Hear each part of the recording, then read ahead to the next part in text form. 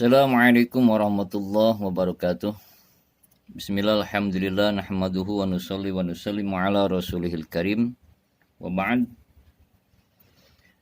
Wargi-wargi sarana ikhwanal muslimin rahimakumullah. Tepang deui sareng simkuring dina kesempatan anu mulia ieu insyaallah simkuring bade naraskeun ngalogat kitab Sulamun Taufik versi Sunda bagian ke-8. Mangga urang kawitan. Bismillahirrahmanirrahim. Au harrama atawa ngaharamkeun si jalma halalan kana anu dihalalkeun, kadzalika nya kitu disapertikeun anu dicaritakeun.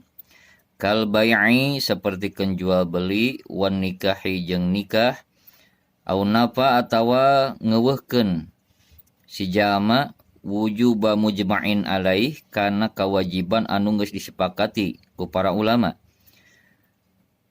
Kadzalika nya kitu disapertikeun anu dicaritakeun ka sholawatil khamsi sapertikeun salat anu 5 waktu, au sajdatin atawa sujud minha tina itu salat, wa zakati jeung zakat, wa shaumi jeung puasa, wal haji jeung ibadah haji, wal wudu'i jeung wudu, au ajaba atawa ngawajibkeun si jalma ma kana perkara lam yajib anu teu wajib itu perkara ijma'an kalawan sepakatan para ulama.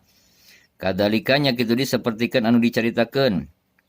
Au napa atawa nganapikeun si jalma masyru'iyata mujma'in alaih kana syariat anu geus disepakati ku para ulama. Kadzalika nya kitu disapertikeun anu dicaritakeun. Au azama tawa ngazam si jalma al kufri kana kufur fil mustaqbili dina zaman pikahareupeun. Au ala fi'li syai'in atawa ngajam kana migawe hiji perkara mimma tina perkara zukira anu dicaritakeun ieu perkara. Au taraddada atawa galideur si jalma fihi dina eta perkara la waswasahu lain mangmangna eta si jalma. Au ankaro atawa inkar si jalma suhbata sayyidina kana kasohabatanana dunungan urang sadayana Abi Bakrin tegasna Abu Bakar radhiyallahu anhu, radhiyallahu kami kadidosa Allah Gusti Allah anhu kaitu Abu Bakar.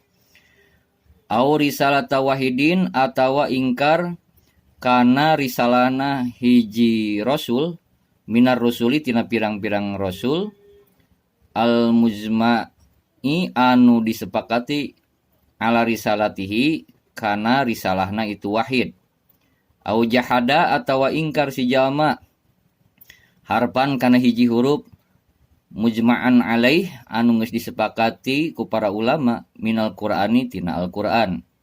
Au zada atawa nambahan si jalma harpan kana hiji huruf pihi dina itu Al-Qur'an mujma'an anu geus disepakati alan napihi kana eueuhna itu huruf mu'taqidan barina nekadkeun annahu kana saesuna itu huruf minhu tina Al-Qur'an.